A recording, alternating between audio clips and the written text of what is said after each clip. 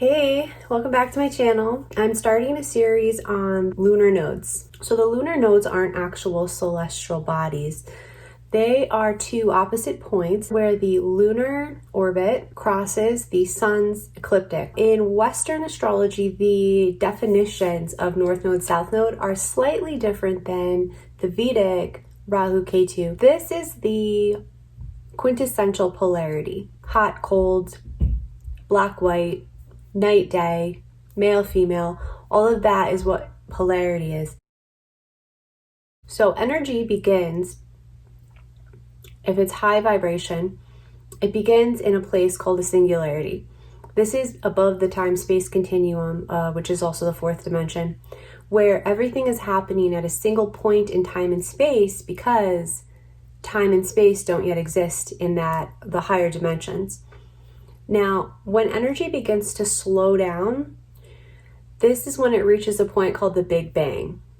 The Big Bang is what takes something and makes it into two things that are on a polarity scale. So temperature becomes, bam, absolute zero to the temperature of the sun and everything in between. Once the Big Bang occurs, everything becomes physical. So the molecules of this pen are slowed down enough that I can perceive it as solid in the physical world. This water is also perceivable in the physical world, but it's not quite as solid as the pen. Then you have things like gas, helium, hydrogen. So what does this have to do with Rahu and Ketu? Rahu and Ketu are exact opposites of one another. Rahu, or the North Node, represents your soul's journey forward. The soul doesn't actually have a purpose. The soul is here to just exist and experience. However, the incarnation that you came into this physical body, right? This is a physical body, and therefore it's part of duality, polarity, the physical world. It came here to experience a certain hallway, you could say. You're walking down a hallway. Your soul doesn't care how you go down the hallway. Your soul is happy, whatever. Your soul is eternal. It will always be. Your soul exists above the time-space continuum, right? Your soul is what your body is before the Big Bang threshold.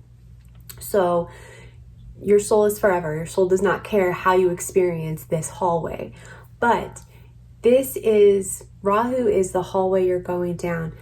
Rahu represents things that you did not accomplish in a previous incarnation. Wherever Rahu is in the chart is not only the unknown, but it is a siren call to you. It is an obsession, okay?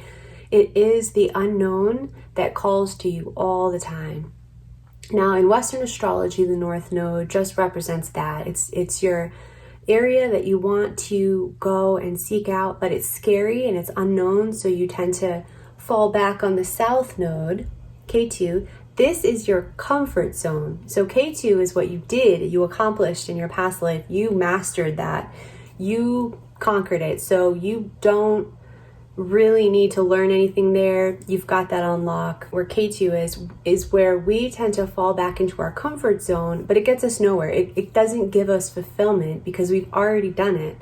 When we accomplish things in the North Node, that's when we gain that real sense of fulfillment because it's expanding our horizons in every way. It's our non-comfort zone, right? It's the scary place. And when we face fears, that's when we grow. So that's why going towards the North Node causes us to have such fulfillment. When we hang back in the South Node, that's our comfort zone. That's the stuff we do very well, though. So you will always have skills in the South Node, but you can't linger there too long. Rahu in the chart is everything that you want to manifest that you can't manifest. Ketu represents all the stuff that you don't care about and you don't want, and therefore you manifest it so easily. They literally represent the play of non-physical, so the energy that's above the Big Bang, coming down into the physical. So Rahu is that which we somehow cannot manifest no matter how hard we try.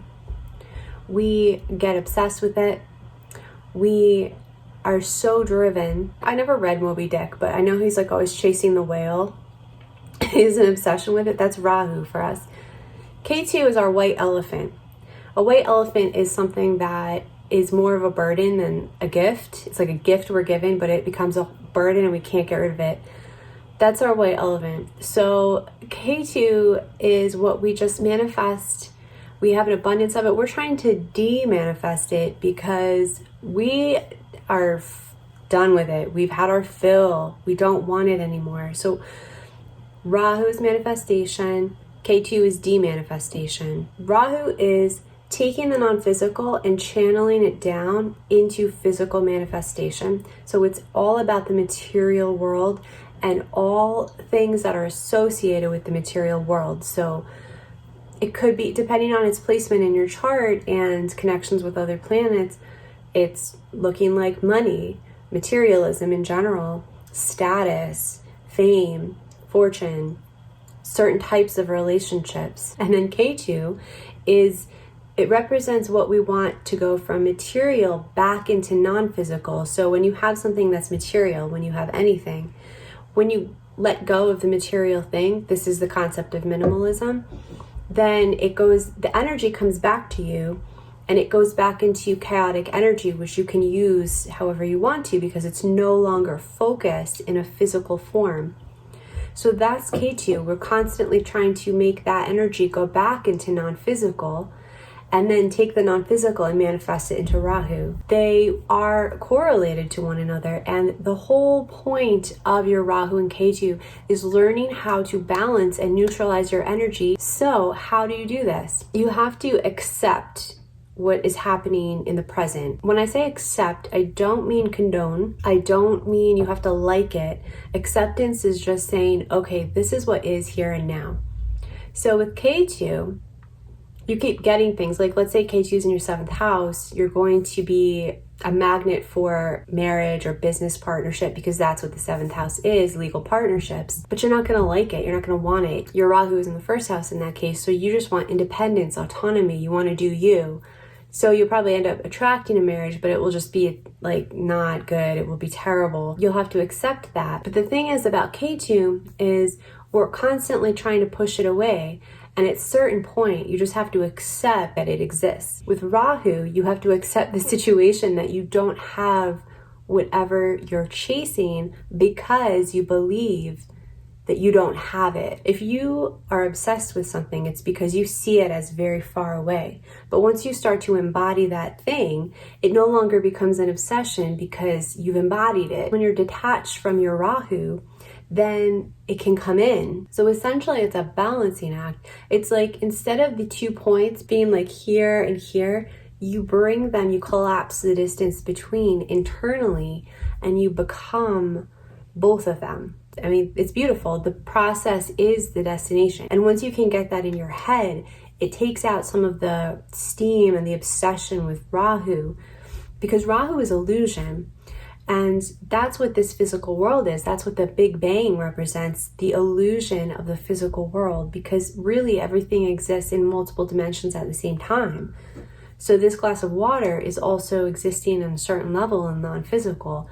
We're non-physical. Your soul is non-physical and it's forever. Your physical body is the slowed down portion of you. Your physical body is like Rahu and your soul is Ketu. It's like once you understand this and you can accept it, you align.